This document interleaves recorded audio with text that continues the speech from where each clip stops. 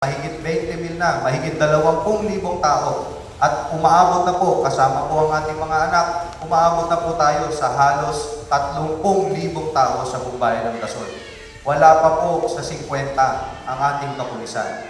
Kailangan po mabigyan ng edukasyon ang mga nasa barangay level. May mga problema po kasi, may mga kaso na kaya naman na pong solusyonan sa barangay level pa lamang. Dapat pag-itingin natin, bigyan natin sila ng lakas, bigyan natin sila ng kakayahan na doon pa lamang po sa barangay level ay kaya na nilang protektahan, kaya na nilang solusyonan ang mga problema ng ating mamamayan. Unang-una po sa ating mga susupuin at kailangan natin talagang hulihin ang mga tao na may mga warat, ang mga tao na alam natin na may mga kaso. Itigil na po natin ang pagtatago. Kapag may pruweba, kapag may utos galing sa batas, kailangan bilang mayor, i-implement natin. Yan po ang number 1 na paniniwala ko ng trabaho ng isang alkalde, ang mag-implement ng batas. Wala pong batas na kinikilingan, walang batas na pinapanigan. Kailangan po ang batas, suporta sa ating kapulisan upang pahintuin ang mga iligal na mga pangyayari sa ating bayan ng Quezon.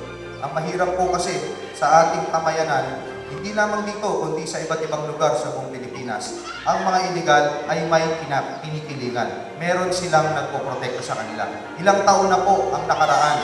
Bakit andyan pa rin sila? Hindi pa po tayo ang nabibigyan ng kakayahan. Pag tayo po ang nabigyan ng kakayahan, wala tayong kikilingan, wala tayong pipiliin. Lahat ng sinasabi ng batas, kung sino po, kung ano ang kanilang pagkakasala, dapat ipaglaban natin, dapat hulihin sila, at dapat malakas ang loob ng ating mga mamamayanan, lalong-lalo na po kontra dito sa mga illegal na aktibidades na ito. Ng buhay, marami po sa ating mga kababayan ang nagtitiis lamang sa kanilang sakit at hindi na nagpupunta sa mga ospital. Meron po ba kayong mga hungay upang mapagaan ang mga bayarin sa mga kalabutan at mapaganda ang sistema ng healthcare sa bayan? Meron na po patakaran, meron na po ordinansa at regulasyon. Ang galing pa po sa national government na suporta, dumadaan po sa PhilHealth at dumadaan din po sa ating community hospital. Kailangan po unang-una malaman ng ating mga kababayan ano ba yung karapatan nila na pinagkaloob sa kanila ng ating national government. Kung hindi po natin alam kung ano yung karapatan natin, hindi natin alam na meron pala tayo na karapatan na suporta para sa paggagamot. Hindi natin alam na meron tayong suporta na natatanggap at meron din po palang counterpart dito sa ating lokal mismo na bayan. Unang-una po, para mapag-iting natin, kailangan natin na maibigay at maihatid ng tama ang pondo, ang suporta na dapat ay natatanggap ng ating mga kababayan. Meron po tayong medical assistance at support galing sa PhilHealth. Meron din po tayong medical assistance at support na dumadaan po sa Department of Health. Meron din po tayong medical assistance at support na dumadaan din po sa Fortis, sa DSWD na para po sa mga indigent. Marami po tayong pagkakataon at marami tayong iba't ibang options kung saan tayo makakahingi ng tulong. Ganun din po sa tulong na sinusulong at pinag-iitin ng ating Congressman Celeste ang suporta ng Western District Health Services, kailangan po magkaroon. Marami na po complaint at marami na po pangyayari na hindi nabibigyan ng agaran na solusyon ang mga kababayan natin may sakit. Kailangan po, una, magkaroon tayo ng madali at maaasahan na suporta lalong-lalo na po sa panahon ng emergency. Ang mga aksidente po, hindi po natin malalaman kung kailan mangyayari. Hindi po dapat nangingi ng oras. Dapat magkaroon ng sariling emergency vehicle o sariling kapasidad na transportasyon, hindi lamang dito sa bayan, kundi sa bawat barangay. Kailangan din po magkaroon ng mga magaganda at maayos, marurunong na barangay health workers na hindi natin dapat pinatakain ng suporta. Meron po tayong mga barangay health workers, ngunit hirap na hirap sila magbigay ng suporta dahil walang gamot sa kanilang mga barangay health center. Dapat merong first aid, dapat may gamot. Hindi po naghihintay ang sakit. Ang sakit po, pag yan dumako sa atin, hindi na po tayo tatantanan. Kailangan, bago pa po dumating, prevention din po. Magkaroon tayo ng tamang programa ng mga pagbabakuna, tamang programa ng pagbibigay ng leksyon, pagbibigay ng mga impormasyon ukol sa mga sakit na kumakalat sa ating buong bayan. Kailangan po alam natin kung paano iiwasan ang mga sakit. At kung sakasakali naman po, hindi natin maiwasan, alam po natin yan. Kailangan magkaroon tayo ng agarang solusyon. Ang sakit po, ako po, ay isang medtech. Meron po ako medical background. Alam mo po na ang sakit, halos wala na pong sakit ngayon na walang gamot. Ang importante lang po ay magamot ng maaga. Huwag natin patatagalin. Kailangan ang suporta, hindi lamang dito sa ating rural health unit, ang suporta sa ating community hospital, kailangan po may suporta at may kakayahan, pati ang pinaka first line of defense natin, ang ating barangay health centers. Kailangan po sila mismo may kakayahan na magbigay ng gamot, magbigay ng agarang tulong sa ating mga tao. Alam po natin na ang kabataan, ang yaman at pag-asa ng ating bayan. Pero ano naman po ang inyong mga programa sa ating mga elderly o mga senior citizens? Meron po tayo tinatawag na senior citizen pension at meron po senior citizen indigency support galing sa ating national government. Isusulong ko po sa tulong ng ating local government unit na magkaroon ng counterpart dito mismo sa ating bayan ng Quezon. Kailangan po tayo mismo, kaya nating tulungan ang ating sariling mamamayan. Kaya naman po ng ating bayan ng Quezon. Masigla po at masagana ang ating bayan ng Quezon. Kailangan lang po alam ninyo, alam natin kung ano ang meron sa ating bayan. Hindi natin dapat ipagtain, lalong-lalo na sa ating mga senior citizen. Kaya nga po sila senior, retired na po sila. Wala na po silang inaasahan na suporta, na pinansyal. Tayo, bilang bagong henerasyon, at ito rin po ang ituturo natin sa ating mga kabataan, sa ating mga nakababata. Tayo, ang responsibilidad natin ay ibalik sa ating mga senior citizen ang respeto, ang pag-aalaga na binigay nila sa atin. Hindi po tayo darating dito sa posisyon ngayon kung wala ang ating mga senior citizen. Kaya po, dapat ang mga senior citizen, unang-una po, libre at may maaasahan ng mga maintenance na gamot. Meron naman po yan at dadagdagan pa natin sa tulong ng ating local government unit. Sa tulong po ng ating local government unit, magkakalat po tayo ng pondo para dyan. At ganoon din po ang mga programa ng mga senior citizen tulad ng kanilang healthcare. Kailangan po magkaroon tayo, gagawa po tayo ng mga programa na magiging involved sila. Magkaroon po sila ng pagtulong. Dahil ang senior citizens are po, ang unang-una sa kanilang karapatan at tungkulin ay magsilbi. Yun po ang unang-una. Kailangan bigyan natin sila ng pagkakataon.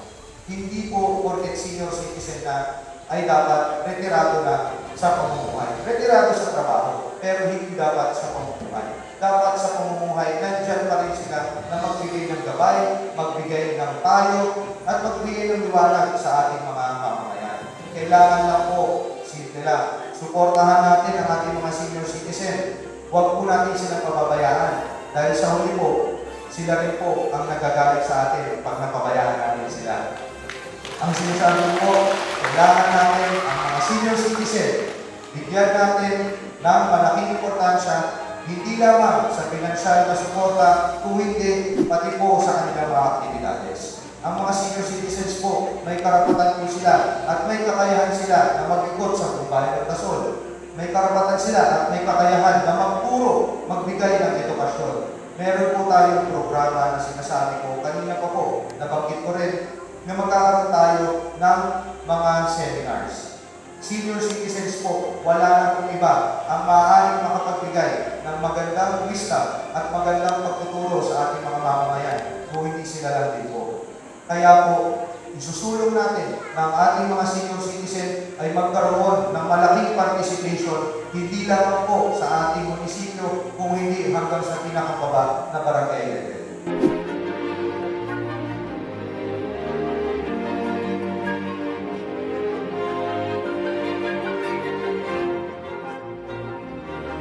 Nabanggit ko po kagabi tungkol dyan sa mga black propaganda bilang isang politiko, isa lang po ang sinasagot ko sa mga black propaganda at paninira sa akin at sa aking mga kasama. Hindi lamang po tayo. Hindi po ako naniniwala at hindi po ako ni minsan maapektuhan ng kahit anong paninira. Alam ko po ang aking sarili at alam ko po ang aking mga kasama. Wala po katotohanan. Hindi po kami ni minsan magsusulong at ni minsan po hindi po namin ipokondena o pagbibigyan ang mga black propaganda o dirty politics. Ang karapatan po ng ating mga mamamayanan, ang demokrasya. Kailangan po magkaroon sila ng kakayahan, ng karapatan, ng kaliwanagan kung sino ang gustong piliin ng ating mga mamamayan. Kung tayo po, kung sisimulan, kung magkakaroon po, kung saan man po nanggaling, ang pagtitinta, ang pagkakaroon ng kulay ng mga pagkatao sa ating bayan ng Quezon, naniniwala po ako kung sisimulan po yung gano'n ng mga politiko sa dirty politics tactics na yun. Pag sila po ay naupo, itutuloy at gano'n din po ang tingin nila sa ating mga mamamayan. Ang mamamayan po ng ating bayan ng Quezon, hindi po dapat binubulan, hindi dapat pinagtatakpan, hindi dapat pinagkakait ng totoong demokrasya, ng totoong informasyon tungkol sa mga ating mga kababayan. Tayo-tayo lamang po sa huli. Manalo, matalo, matapos ang termino o hindi, lahat tayo magkababayan pa rin po. Sa huli, dapat ngayon pa lang, simulan na natin dahil hanggang sa pagtanda natin, magkababayan pa rin po tayo. At ang mga susunod na henerasyon ay magkababayan pa rin. Simulan na po natin ang maganda at maayos na politika. Politika na bibigay ng respeto, politika na nagbibigay ng tiwala, lalo-lalo na sa ating sariling kababayan. Sabi ko, retired government employee at bukante sa Manila. Meron akong dalawang question kay Sir Eric. Ang una, so that the people will know. Pwede pa rin ito. Para malaman naman ang mga publiko dito. Kung ano ang katotohanan na sinasabi, you admit yourself that you are a supplier of illegal drugs. Unang-una po, hindi ko po kilala yung nabanggit ninyong pangalan.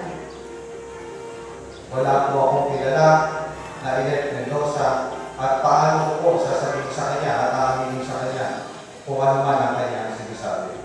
Ako po sa sarili ko ay nandito sa harap ninyo, kaya ko pong manumpa sa aking asawa, sa aking magulang at sa aking pananampalataya na malinis po at minsan po hindi po ako napasok sa kahit anumang mundo.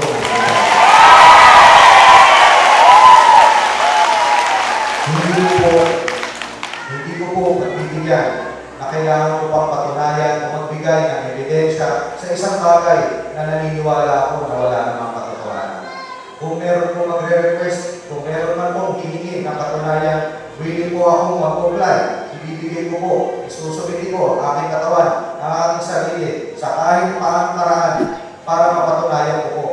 Kung meron man po na nandito o kahit nasaan man po, meron pong pruweba, kasulatan, o video, o kahit naman na nakikita, aking mukha, ako mismo ang nagsasalita.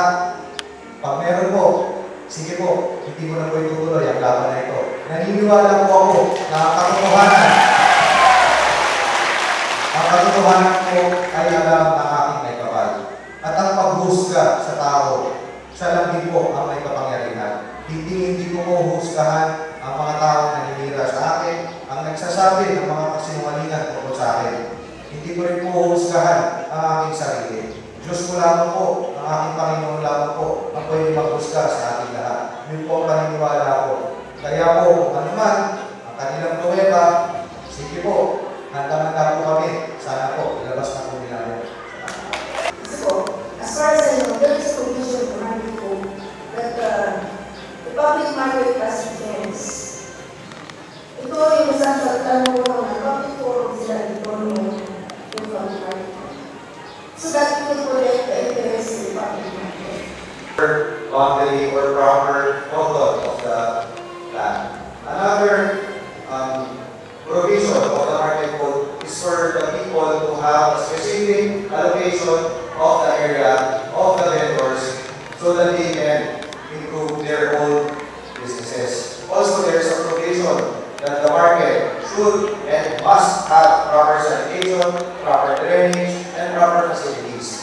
And also, the market board has a provision to have its proper officers and proper members. Kailangan po, bago natin ngayon nilenta, una-una po, respetuhin natin ang Market Vendors Association. Bigyan natin sila ng kapangyarihan. Kung hindi nila nabibigyan ng tuon ng pansin ang kanilang pondo, ang kanilang kakayahan, saka tayo aaksyon. Alam ko po, sa totoo lang po, alam ko po na ang puso ng ating ekonomiya ay ang ating public market. Hindi tayo makakaulad kung ang ating public market ay hirap puntahan. Hirap din po ang ating mga magbibenta, ang ating mga vendors. Kailangan po mabigyan sila ng tamang suporta. Kailangan po ang pondo ng ating public market ay magamit nila. Nais ko lang pong ilagdag ng sinasabi mo tungkol sa pondo. Dahil po yung pondo ng market natin, ng ating public market, yan po ay ginagamit nila para sa maintenance at operational expenses ng ating public market. Hindi na po natin kailangan magbigay ng dagdag pondo. Meron na po sila. At kung kailangan man, meron tayong sanggunian na pwede tayong mag-alak ng dagdag na pondo. Ang kailangan po mapunta sa kanila ng tama ang pondo. Dahil po, masyado na po marami ang ibang pinagastos ng ating munisipyo na babawasan ang kalakihan para sa ating market. Kailangan po transparent, alam ng tao, alam, lalo na po ng ating market vendors kung ano at saan nanggagaling ang kanilang budget para alamin po nila ang kanilang sariling programa. Isa po sa ating layunin